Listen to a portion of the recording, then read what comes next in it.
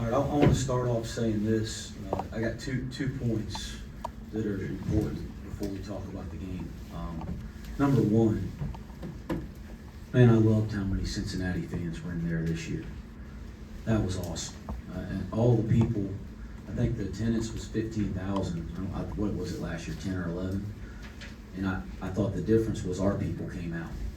So I want to thank all the Bearcats that I know would prefer to watch us play at Fifth Third, but said we're going to go support that basketball team tonight because you knew Dayton was going to travel down the road for this one. So I was really impressed with our fans. That end of the floor that we were on the bench, I mean, you could feel that. So I appreciate all the Bearcats that came out. The second thing I want to say is that is one hell of a basketball team we played against tonight.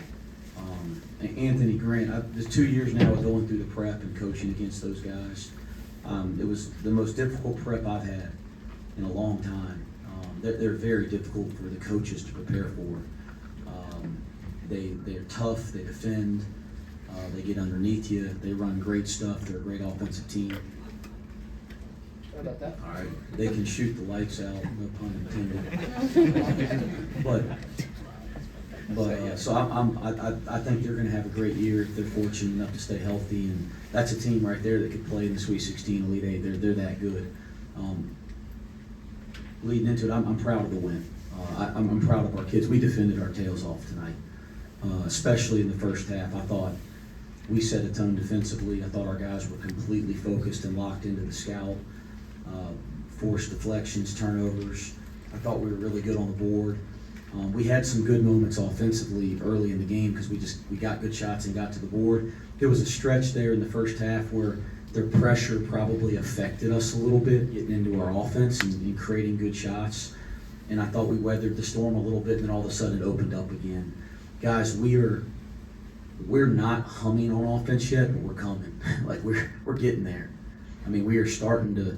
You see some stretches tonight where the offense starts to get better. Okay, and if these guys will keep working and we can continue to grow our defense and we can get our offense to the level that we're capable of playing consistently, I think we have a lot of better basketball to play. But you guys were all worried about Jizzle James going 0 for 11. My ass wasn't, okay? Neither was he. And then he comes in, I thought he shot the eyes out of it tonight. I knew when he made the pull-up going right, we were having a tough time there to score in the first half, and he got off his right hand to his mid-range game, and he made it. I go, okay, there he is. There's the guy we see every day. But his shooting was really important for us. There was a lid on it for CMOS in the first half, but I thought he got going in the second half. Dan obviously is getting back into the flow offensively, and you saw some of the things he can do, whether it's on the offensive board or attacking the rim. And he's going to be upset about the way he shot it from three, but that's coming too. He's just got to get back in the flow. But Aziz, I thought we had a chance to kind of break the game open a couple times with some of those plays over the top. And some people may watch and go, are those good to sit? For our team, they are, because he's that good of a lob threat, and we convert those plays a lot. It's kind of like Jizzle in the last game. Like, we didn't convert him. He missed a couple lobs he normally gets, and we still win. That's a really good sign for our team. But how about his toughness, Dan's toughness, Day-Day's toughness to make the big free throws at the end? That's another thing that I was really proud of. I thought Dylan did an unbelievable job on Santos. And again, defensively as a team, we were pretty damn good. And then I thought Day-Day defensively, we can throw Day-Day and Jizzle at you defensively. Jizzle's gotten so much better, and Day-Day on the ball defensively maybe as good as there is in college basketball. So I thought there were some good possessions there. But I'll let you guys ask some questions. I gave you plenty of thoughts. Coach, 17 points in the first half for Dayton, 42 in the second half. What, in your opinion, was the biggest difference defensively? They're really good on offense. I mean, you're not going to. They're the 10th ranked offense in the country on KenPom going into the game. And that's real, because look at the schedule they played. They've been in Maui, they played UConn, North Carolina, and Iowa State. Iowa State. I mean, they have leads. I think double-figure leads in all those games. They beat UNLV at home. They beat Marquette at home. I mean, so they're 10th in the country with one of the most difficult schedules in the country. That's a real number. You know you're not holding them down forever. So some of it you got to give them credit. Obviously, we had some defensive breakdown in the second half. But I thought when it mattered, we came up with some really big stops. I was really proud of our defensive performance overall tonight, even though I can always be picky, and these guys know I will be. Jizzle, they start to make a run in that second half to get back into it. What did it say about the toughness of this team to kind of weather that storm and still be able to hold them off, finish them out at the line, and get the win? It says a lot about our team. We know it's a game of runs in college basketball, so it was expected for them to come out, and have that type of urge and energy in the second half. But we just stayed 2 feet in, stayed together, and it just panned out. And we got to do it. Their pressure at the end, they cut it to 4, it was 18. Is that a good exercise for what's to come in the Big 12 to be able to finish off at the free throws, like you mentioned? There's a question from me, Scott. Whoever wants to answer. Yeah, I think, that we made a couple errors in judgment late in the game. Like we're double-figure lead with 3.5 minutes left, and we take a couple Dan takes a quick three. That's a good three most times in the game, but with a double-figure lead that late in the game, you want to burn some clock. And I thought, you want to stay aggressive, so it's a fine line, but, Dan didn't convert the one downhill. So there's a couple, and then CMOS, we were fortunate that he got a foul call. So we had a couple errors in judgment late in the game, but I was really proud of the way we stepped up and made free throws. I don't think we turned it over against the press all night. I know Dylan throws the one in the lob, but we throw lobs. So, but I don't think we had a turnover in the press. We put the ball in jeopardy a couple times, so that'll be something we can work on. But I was proud of how we executed down the stretch. It was not perfect, but we have not been in that situation against a team like that, so that'll be good for us moving forward. Dan, you guys were able to hold on when it got close. Tonight, you were able to beat X when you guys weren't shooting it well. How much did these past 2 games kind of vindicate just the tangible growth this whole group has had, and that you're able to come out on the winning side of those games this season?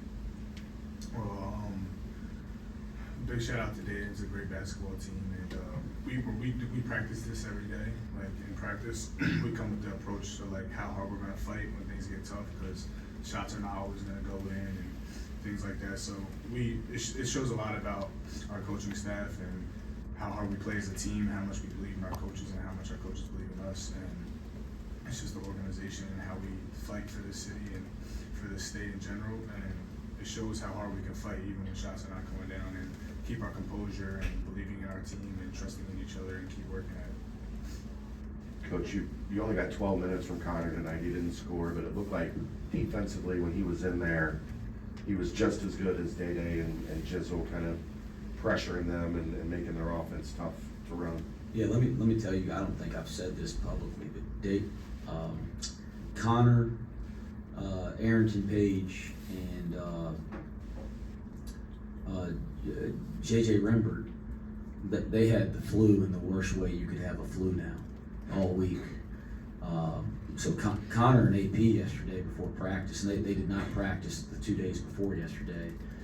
That they're in the training room getting an IV, and I think at one point, this was 103 temperature, maybe more than that for both of them at one point. And JJ didn't even practice yesterday. They've been so sick with the flu. The toughness that they showed to even practice yet. Most kids, and I wouldn't blame anybody, but most kids wouldn't have even tried to practice yesterday, and then for them to come out and play today and go through our prep, and they don't look right yet. I thought their toughness was just unbelievable. I mean, I'm so proud of those two. I knew it would be a little bit quicker stretches tonight because of how sick they've been, but I was really, really proud of that, and I told everybody that in the locker room. So that probably had a lot to do with Connor's minutes, and even trying to get AP out in some shorter spurts because I can't tell you how sick. I didn't think they'd play. And then I thought AP gave us some really solid minutes tonight. He's so important we got to keep getting him and Tyler Betsy to get there. They're so important to our success in league play. Coach Grant kind of talked about your guys' physicality, saying you're one of the most physical teams they've played yet this season. Said they just couldn't figure out the rebounding differential. How much did you overemphasize that if you stuck to your principles of rebounding and physicality that you guys would have a good chance in this game? Yeah, listen, we need to be a great rebounding team to be the team we want to be. I thought the first offense possession of the game, I mean, Jay-Z, Dylan, those guys set a tone on the board tonight. Even CMOS got his hands on a couple. I thought Jizzle tracked down some loose, I've been on his butt about that, but he tracked down some big-time loose balls tonight. I mean, we need to be a great offensive rebounding team to be the team we want to be, and I thought against them, and that they're an elite defensive rebounding team analytically. I don't know how much you guys study it, but one of the best in the country. For us to come out and get 17 is a good sign for our team. Dan, you came out with a lot of energy in the opening minutes, helped drive that early push to get that early lead. What was there something that you saw on the floor defensively that allowed you to kind of pick passing lanes and get some of the turnovers, or was it just the flow of the action and being able to kind of take advantage of their mistakes? Nah, it wasn't really that. I was just being aggressive, and I know they're a physical team, and I was trying to match their physicality, and I was just trying to come with a better approach, getting on the boards. That's what gets me going every game in general, whether it is getting an offensive rebound or getting a defensive rebound. That's what gets me going, and guarding the ball and getting some defensive stops, and that's what gets our team going in general. So I wanted to get off the right foot to get our team going. Jizzle, last game you go 0 for 11, come back, get double digits, but then you also had 3 blocks. What about your defensive intensity was allowing you to make those plays on defensive end? Last week I didn't have, the game I wanted to have, but, I still fought through it, and I think I was, kind of, I won't say excellent on the defensive end, but I gave it my all, and I think that's an impact if you just keep playing, don't worry about the offensive side. And I think it just carried on in this game because, we worked on finishing the D in practice, staying in front, making the ball go through our body. So, just really what we work on in practice and translate to the game. Wes, it seemed like the energy for you guys was pretty much at a peak from the opening tip. Did you sense that? And if you did, how important is that as a characteristic of your team going into conference play? We got guys that love to play. We got guys that love to compete.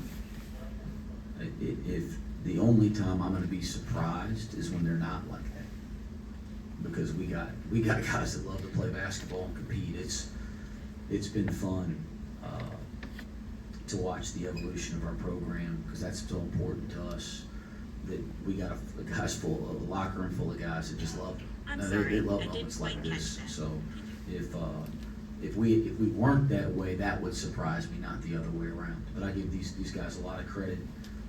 What's fun about this team to date is we love basketball, we love competing, we love playing, and that's made it enjoyable to be around this group every day. 2 more. Most days. Jizzle, did you let Aziz know you're coming for him as the rim protector now? 3 blocks. It's just something I got athleticism, so I've been trying to use it on defense. I tried to throw Jizzle a lob today early in the game. We ran a lob play. He is a pretty good athlete, but I think the thing with Jizzle is he continues to, and Dan's the same way, all of our guys, they continue to improve so much with their defensive habits.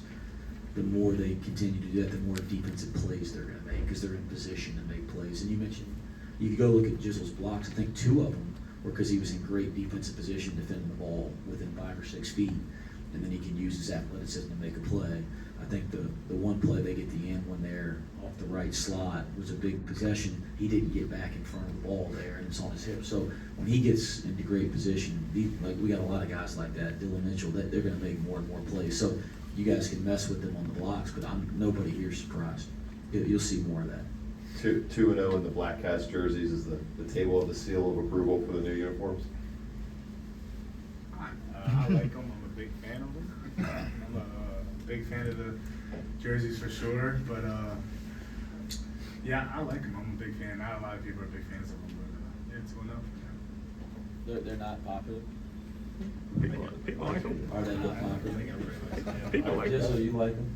Yeah. Guys, I like that. I like talking about jerseys and shoes and gear in the off season. All I care about is winning during the season, so I don't care. But this is a true story. So Andy Friggy, who handles all the equipment for our program and a lot of the programs, I'm going to give him a big time shout out here. He asked me this morning, which black uniforms do you want to wear? And I said, I don't care. I just want to win the game. You pick and you surprise me. but you better pick the one that wins. So Friggy's in good shape with me right now, okay? He picked the right jerseys, so shout out to Friggy. All right, we're done. Thank you. Thanks.